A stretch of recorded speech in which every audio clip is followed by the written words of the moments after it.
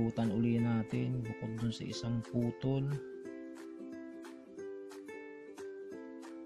Ito meron pang isa, napakaliit.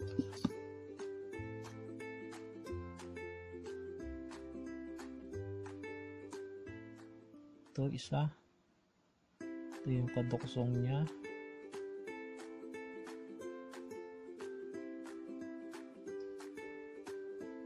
Itong mga puti, yan, sign na yan ng pag-alum. Nakikita natin yan puti. Pag copper naman siya, kulay green. Yun yung amag ng alum. Dito sa sulok, nung kunin natin yung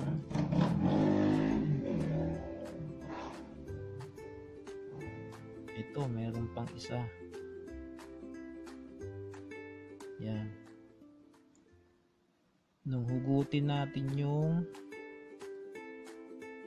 kanyang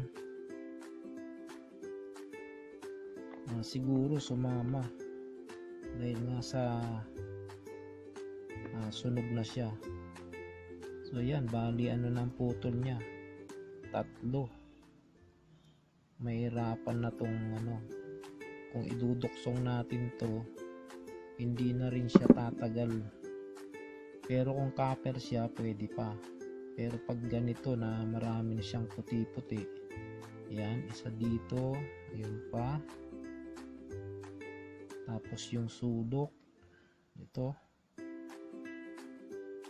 meron din siya dyan, so may putol na rin siya dyan.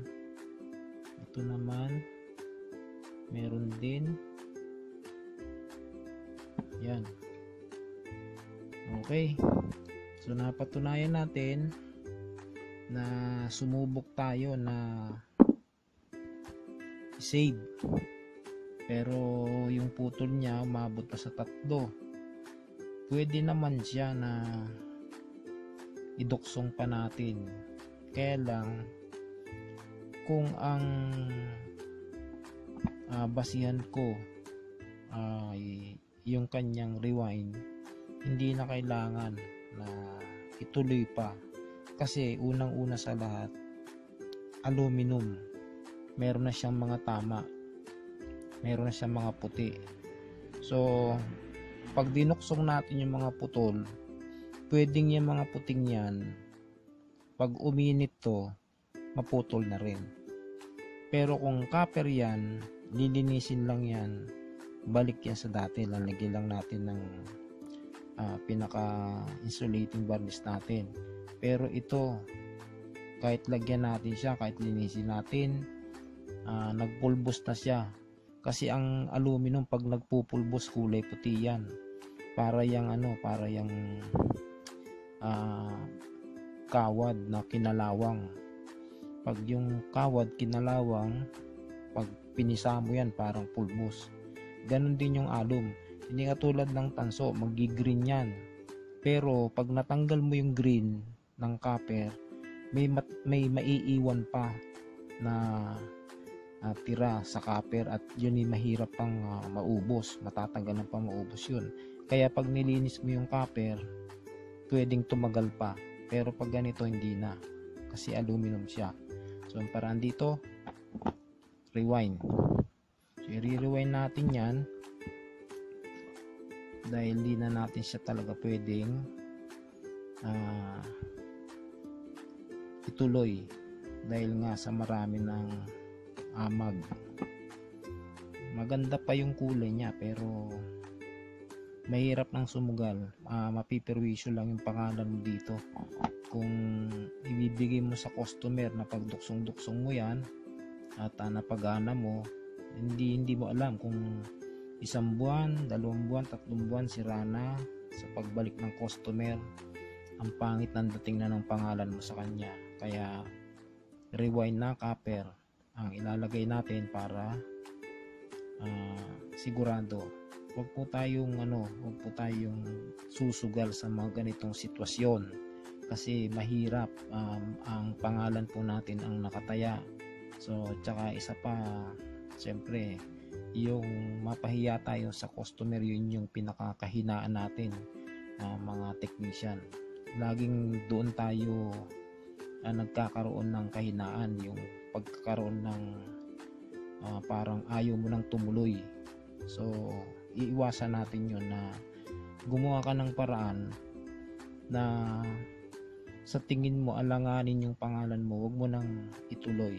So pag na-rewind naman ito ng copper, yun yung sure na talagang tatagal yung ginawa mo dahil copper siya, at sigurado na yung rewind mo okay yung ikot, yung bilang ng ikot, yung number ng magnetic wire mo tama. So sigurado ka na yung i-rewind mo magiging okay kapag kinabit mo siya. Wala kang aalalahanin, wala kang hihintaying back job dahil copper na yung nilagay mo. Okay po, yan po yung sa spin motor natin. So i-rewind yan.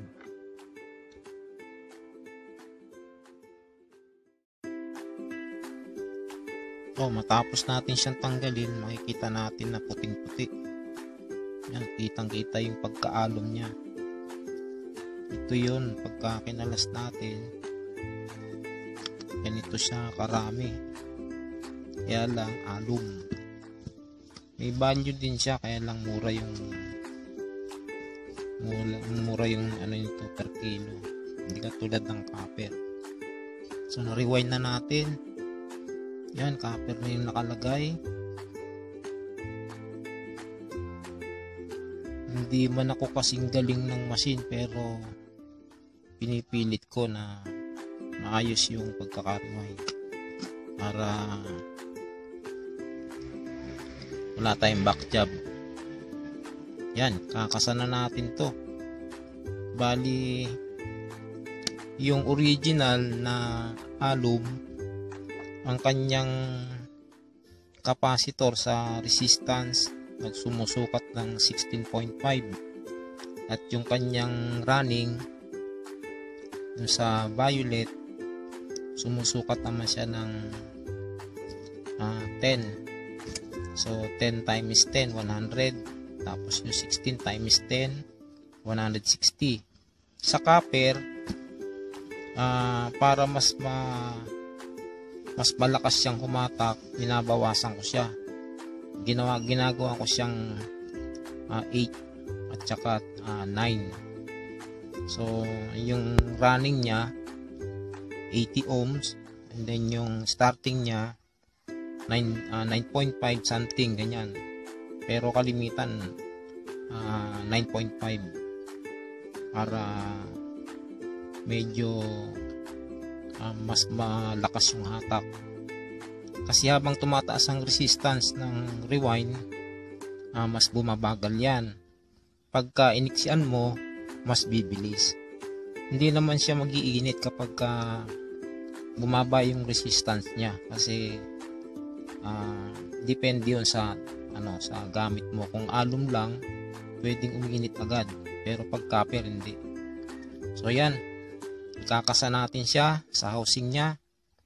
Pero bago natin siya ikasat, testingin muna natin yung kanyang common capacitor at saka yung line capacitor. Okay, testingin na natin tong resistance na after natin na ma-rewind. Yung resistance, napaka importante na na-check natin. So naka times 10 tayo. Yung ating common black, yan, capacitor natin gray, at ang violet ang line capacitor. So starting natin yung gray, running natin yung violet. Yan, yung capacitor natin nag-grid siya ng dito 10 times 10, 100 ohms. Yung violet natin ay 8. Yan. So 80 ohms. Kaya pag pinagsama natin to,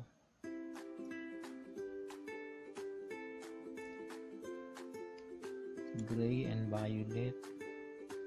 Yan, lalabas siya na 18. Yan.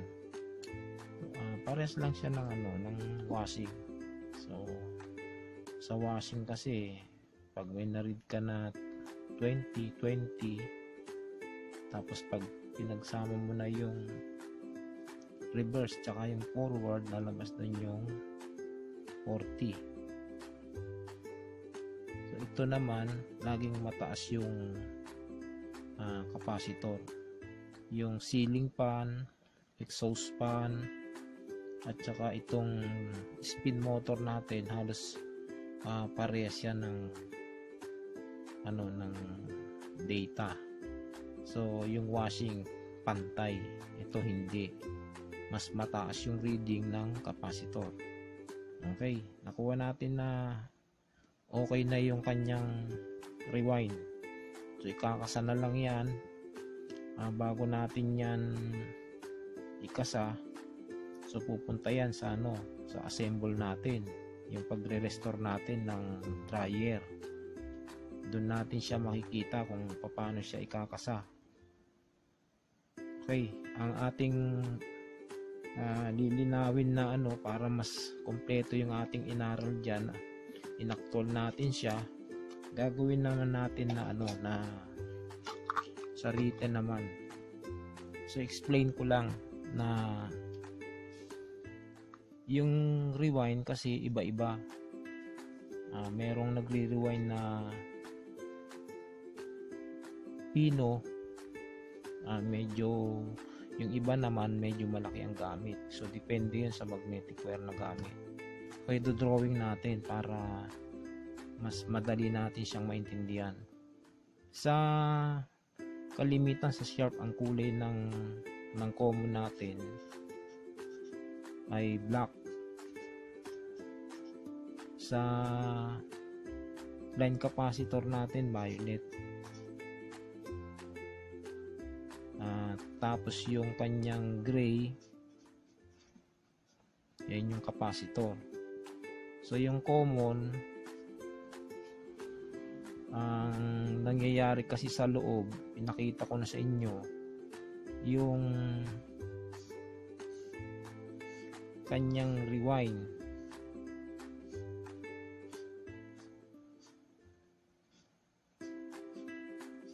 Yan. Dito sa in, parang rin to parang exhaust fan din. So in yan ng running, out siya dito sa running out. Yan. Tapos dito naman yung ating in ng starting. Yan. Tapos dito yung out nya, starting natin out. Yan. Mali, ito ang in,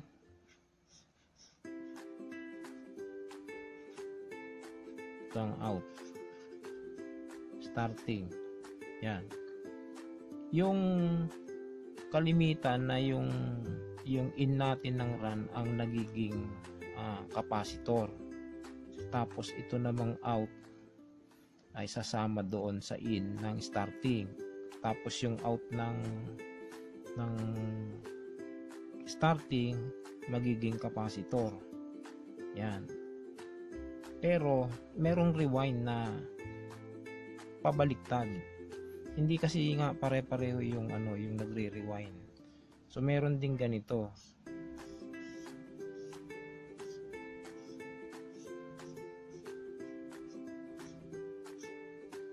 Yan, merong start, yung running na in, tapos yung out nya ng running, tapos ito naman yung kanyang start ng in, tapos dito naman yung out ng start. Yan.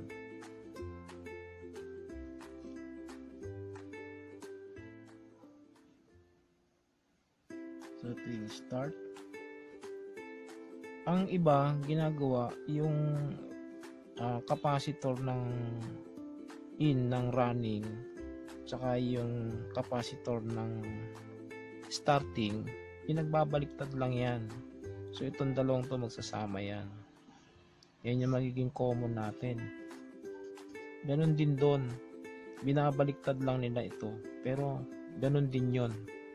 Walang naiba, pinagpapalit lang ito. Ganun din yung stator natin.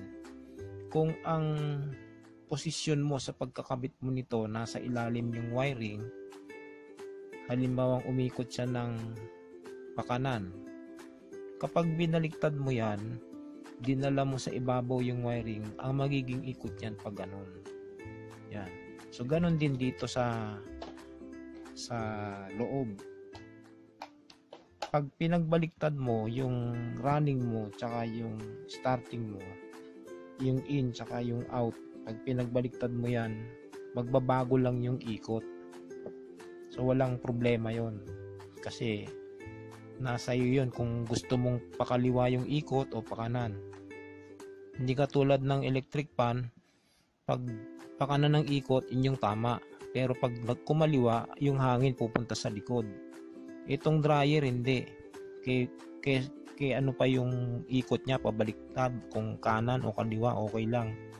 Kasi ang habol lang naman natin dyan yung umikot siya. So wala ring problema kung mas mataas yung reading ng resistance ng capacitor, pinagbaliktad mo sila, ang mangyayari lang naman, mababago yung ikot. So explain ko naman yung ano nangyayari kapag bakit ba tinatawag siya na starting capacitor. So sa electric fan kasi tinatawag siyang running capacitor. Sa washing dryer tinatawag naman siya na starting capacitor. Pero kahit anong gamitin mo doon, pares lang na pwede mo siyang gamitin, kasi yung capacitor pumunta naman na magkabila sa line. So pumunta siya sa running, pumunta siya sa starting. So kung ano man yung word na ginamit mo, kung starting capacitor o running capacitor, walang problema doon kasi parehas yang nakakabit magkabila, running tsaka starting yung capacitor. Okay, yun namang sa sa resistance, halimbawa yung in mo ng start tsaka yung out mo sa start, sa running pala to, running.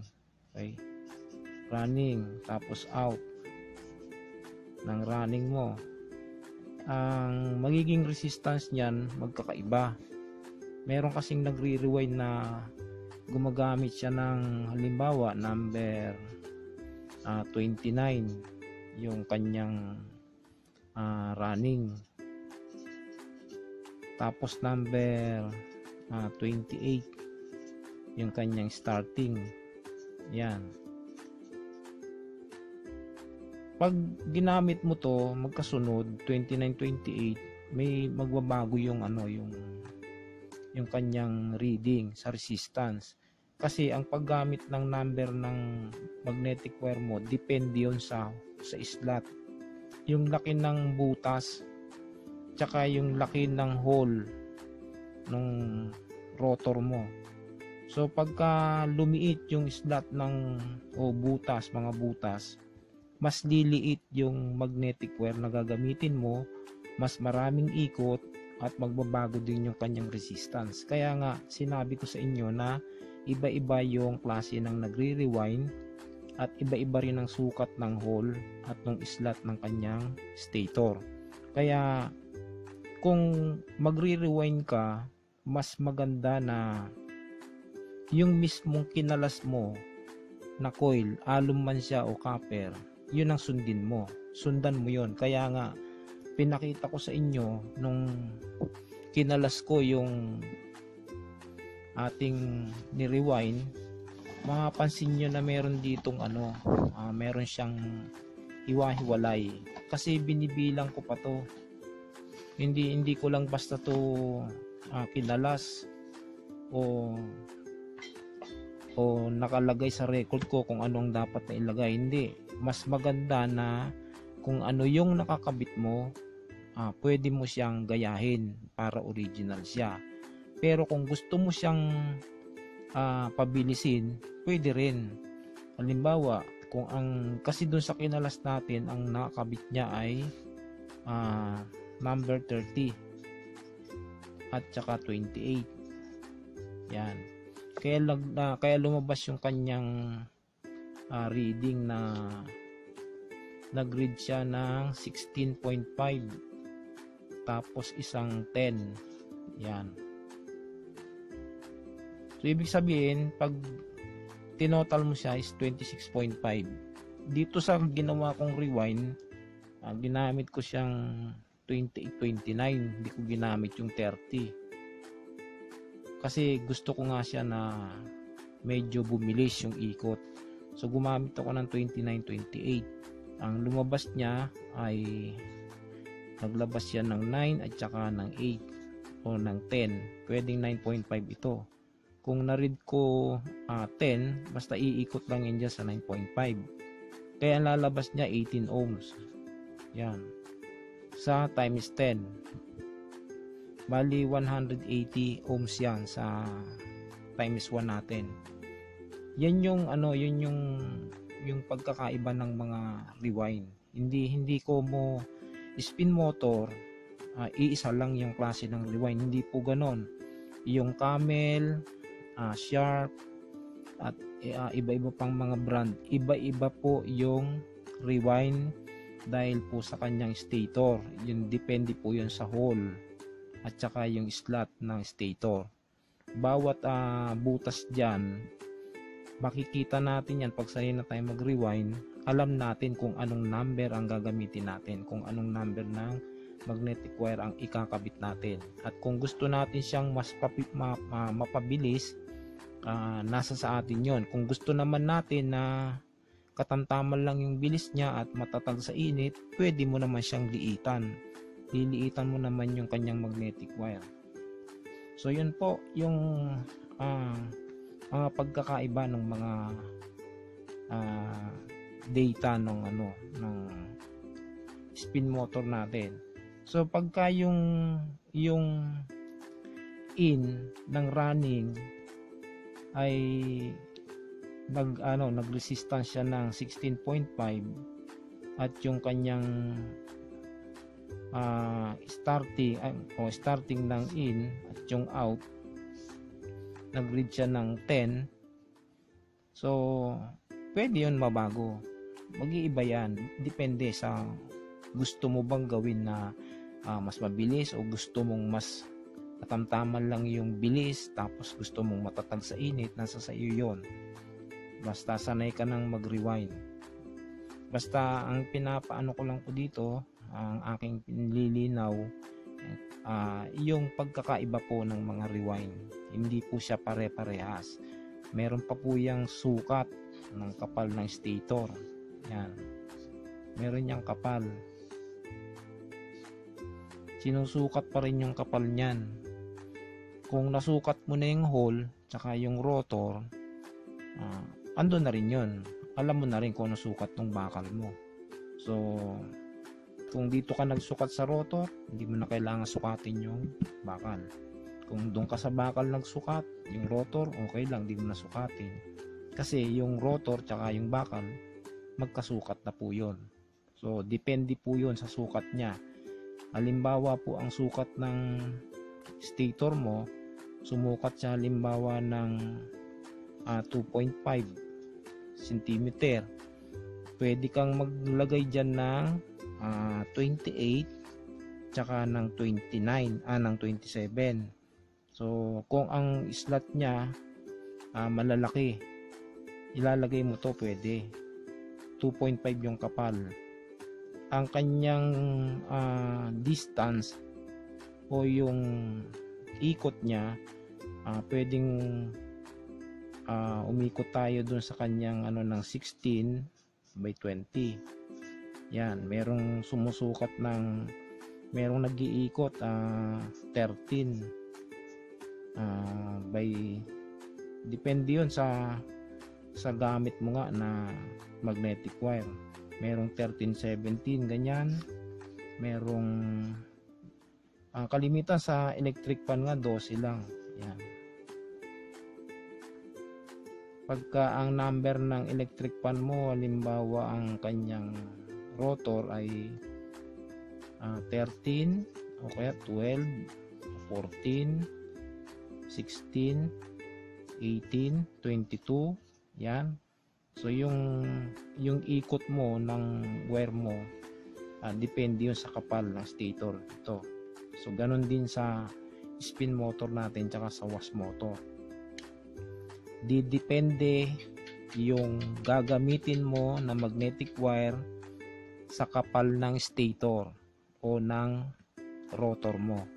Kaya mag-iiba-iba talaga yung kanyang rewind tsaka yung resistance. Kaya importante na yung nire-rewind mo o i-rewind mo, yun mismong original ang kuhanan mo ng ikot, kung ilan at kung ano ang sukat ng number ng kanyang magnetic wire.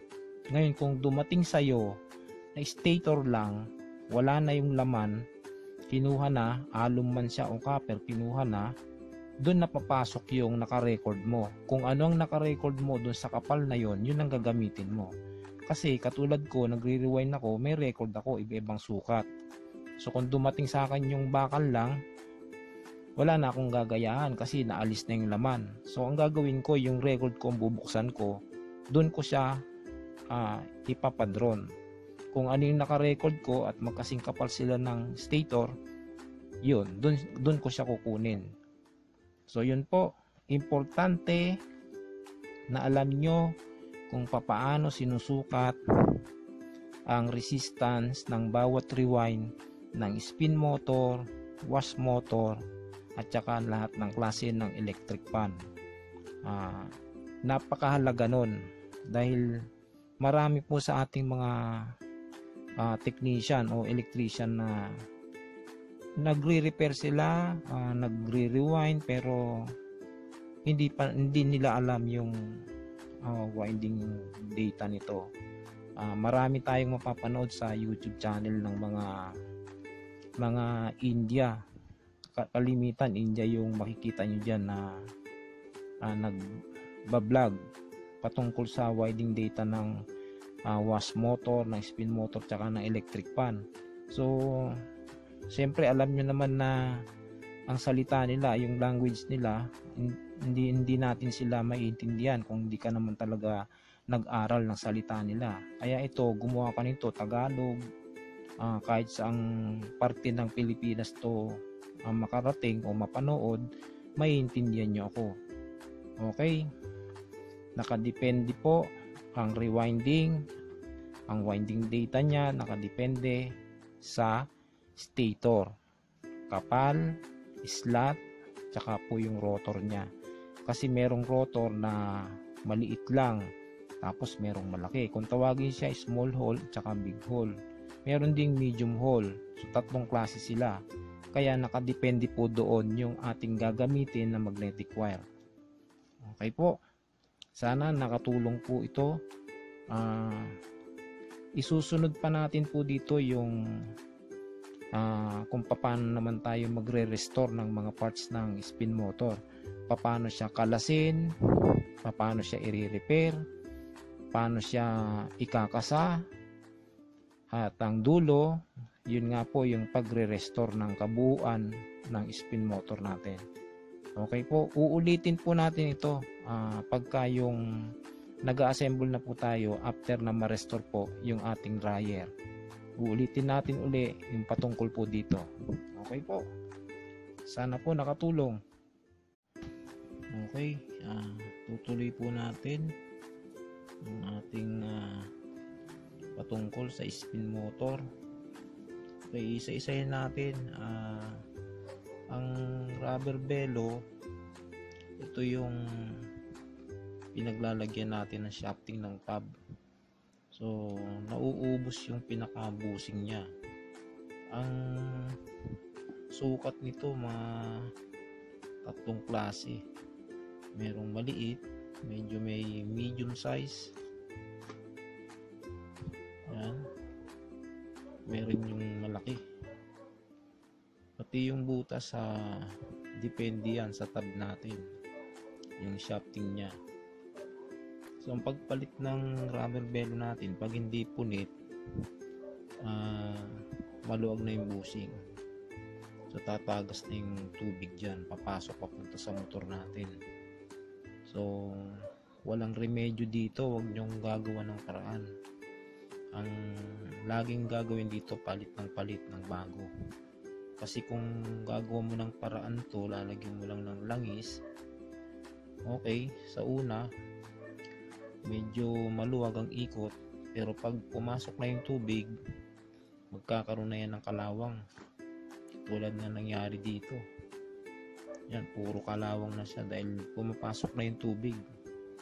So laging paraan natin dyan, palit na ng bago. Dito naman sa ating pinaka-bell, yung brake natin, ang pinakasira lang naman ito yung pagkumalastong nasa loob na to. Pag nabilog na to, sasama ng iikot yan, hindi mawawala ng kwenta yung brake natin. So pero bihira itong masira. Medyo may problema lang kapag hindi natin matanggal yung pinaka shafting at yung tornilyo pwedeng kinalawang din. So yun ang nagiging problema niyan. Pwedeng masira na natin siya bago matanggal. Dito naman sa ating brake, ang kalimitang nasisira dito pag kinakalawang, itong ating pinaka kable. Kasi itong kable, hindi ito stainless. Kinakalawang ito, pwedeng dito siya minsan napuputol, minsan dito sa kanyang lock, may lock kasi yan, pwedeng naubos na yan, kinalawang, kusa na siyang malalagot dyan. Pwedeng dito rin nanggagaling yung putol. Yan. Kasi pag nabasa na ng tubig yan, kinakalawang yan. Itong ating spring, pag kinalawang din, pwede ding maputol yung pinaka-spring dito. Pag naputol yung spring, di na siya gagana. So mawawalan ka na ng pinaka-preno. At ang isa pa, yung kanyang nag-handle sa brake mo dito, pinakalawang ito. Pag puno na ng kalawang dito, hindi na rin siya gagalaw. So kailangan natin siyang langisan. At mayroong tatlong tornilyo ito. Yan. Pag yung tatlong tornilyo kinalawang naubos, pwedeng kumalas itong pinakatakip natin. Pag kumalas yung takip natin, magkakaroon ng problema kasi sasayad siya dito sa bell. Sasayad yan at mag-iingay yan. May maririnig ka dyan na maingay. So importante na nandyan yan. At ang pinaka-protect ng takip na to sa ibabaw, kung tumagas yung tubig dito, pumasok dyan at bumagsak na siya sa ibabaw ng bell, tutuloy yan dito. Kung wala itong pinakapreno natin, diretso agad yan sa stator natin na pwedeng ikasunog ka agad. So yan yung sa pang ibabaw natin mula dun sa pinaka lagayan ng shafting, yung preno at saka yung ating rubber bello. So ang pagpapalit lang naman yan, hindi masyadong mahirap bumili niyan. Wag na natin silang gawan ng paraan na maayos pa o i-restore, kasi lalong-lalo na ang belo, hindi pwede na gagawin natin ng paraan. Kasi meron akong nakita, may natanggap ako, nilagyan pa ng tali ito. hindi na yun, wala na magiging silbi yun kahit lagyan mo yan ng tali. Kasi ang pinag-uusapan dyan yung pinaka-bushing niyan. Okay? Ngayon, yung pangloob natin, after na makalas natin yung ating tornilyo, so lalabas sa loob, makikita naman natin ito. Yung kanyang rotor shafting. Pag magte-trace tayo ng rotor shafting, nakikita natin kapag may damage na yung rotor natin, may mga guhit dyan dito at puno ng kalawang. So pwedeng yung stator natin, pwedeng may tama din. Kung makikita mong may guhit na yung rotor mo, pwedeng pati yung stator, yan, yung loob niyan, pwedeng may tama rin. So mapipilitan ka na magpalit ng rotor at saka yung stator mo.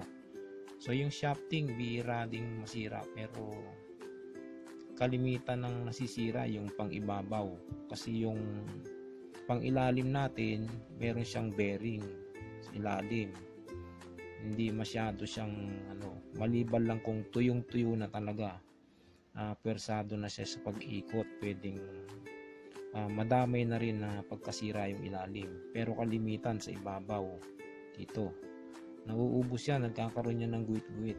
Parang pareho lang ng electric pan, walang dito, walang halos na iba, kasi ang naiba lang dito, malaki lang ito.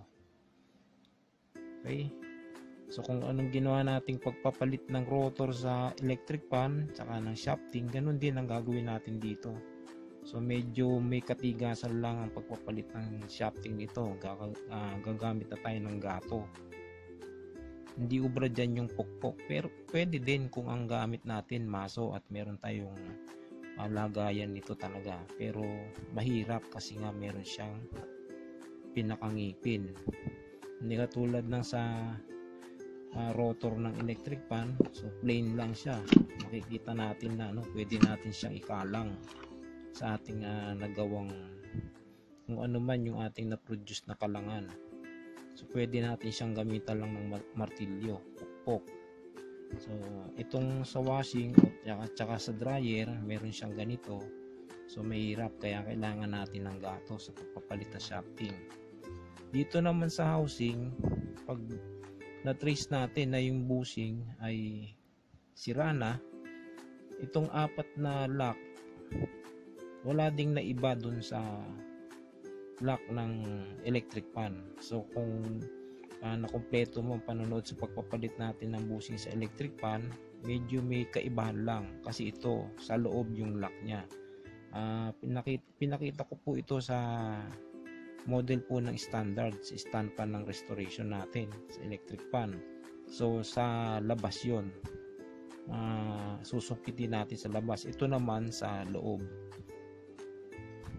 So ilalagay lang naman natin yung flat screw dyan sa pinaka clamp na yan, at yan yung bubukahin natin. So ang pukpok dyan katamtaman lang, kasi pwedeng ma-deform ito. Pag bumukol dito at hindi mo napansin, pwedeng magka-problema ka pagdating sa alignment. Pag nag-a-align kasi tayo, dapat akmang-akma talaga. Ngayon, kung magkakaproblema ka ng tagilid dito dahil sa pagkakapukpok mo, pwedeng hindi mo siya ma-align. Kahit anong gawin mong align, hindi siya ma-align kasi na-deform na yung ibabaw. So mag-iingat lang po tayo sa pagpapalit ng bushing. Pwede pong pwedeng maging isang trouble ng ating spin motor, kasi kung okay naman yung stator nya, okay yung wiring, okay yung shafting, yung rotor, pero yung bushing nya sira, so mapipilitan tayo na magpalit niyan. Okay, pang ilalim man yan o pang ibabaw, isa lang po yung proseso. Susungkitin lang natin ng flat screw dito, pupukpok tayo ng unti-unti para bumuka lang siya. Mga 3 lang po ang tatanggalin, kahit di na po angatin yung pinaka pang-4 para mailabas natin dito. Kung ititira natin ito, pwede natin siya ilabas dito. Okay, Importante na yung bushing na inakakabit natin, kung ano yung kanyang sukat ng pinakabutas, yun din ang kakabit natin para walang problema. Ganun lang po yan sa papalit nyan. Sa stator naman natin, so nauna natin siyang pinaliwanag. So nabanggit ko sa inyo sa unahan na ang rewind ay iba-iba, iba-ibang sukat ng kanyang stator. So hindi isang klase. Katulad nito, may tinatawag kasi na malapit at malayo. Yung tinatawag na malapit malayo, ang tinutukoy doon ito. Yan, yung butas na yan. Yan.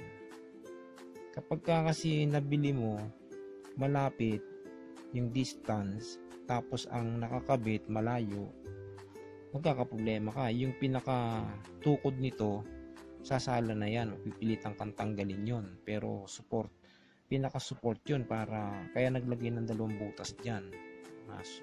Pang support yun para pagkalog niya kasama yung spring, hindi siya kakalas.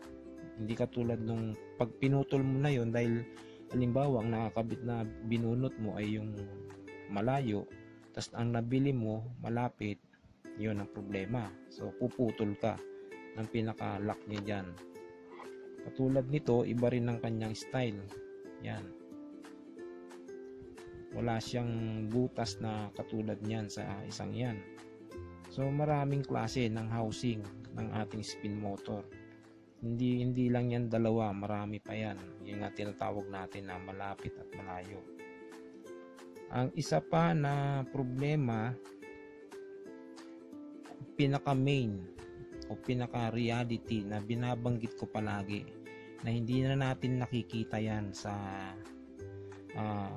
vlog ng mga patungkol sa pagre-repair o pagre-restore o troubleshoot ng kahit na anong nagbablog. Hindi na natin nakikita kung ang makikita kasi natin dyan, nire-repair na o kaya pinapalit ka na ng bushing, ng shafting, spacer, washer. So yun yung mga nakikita natin. Pero yung reality, wala ka talagang mayayari o marirepair o magagawa hanggat di mo yan natatanggal sa kanyang body. So importante na makita nyo kung paano siya kinakalas kung hindi mo na siya matanggal. Merong technique o merong paraan o proseso para madali mo siyang matanggal. Halimbawa, nakita natin puro kalawang na yan, washing tsaka spin motor natin. Kung twin tab yung natanggap natin, puro kalawang na siya. Nung buksan natin, parang tingin natin wala ng pag-asa. And then yung kanyang pinaka-tornilyo dito, yan, hindi mo na matanggal. Kung hindi mo matatanggal yung tornilyo dito, hindi mo mahuhugot yung tab, yung pinaka-shafting ng tab. So paano mo siya kakalasin? Kahit natanggal mo na yung tornilyo ng lahat ng body, nagawa mo na ng paraan na matanggal lahat yun, hindi mo pa rin mapag-iwala yung body niya. Bakit? Kasi nakatusok pa yung shafting ng tab mo sa dryer, dahil hindi mo na matanggal dahil puro kalawang na dito. So yan yung reality na hindi na pinapakita kung paano mo tatanggalin yon. So dito sa DOMS Restoration, kompleto yon para alam nyo kung paano kalasin yung mga ganong sitwasyon. So makikita nyo po yon, papakita ko ng kompleto kung paano ko kinalas yung puro kalawang na spin motor na hindi na matanggal dito sa kanyang pinaka-bell, yung shafting. So hindi natin siya mapag-iwalay pag di nyo yun na nagawa ng paraan na tanggalin.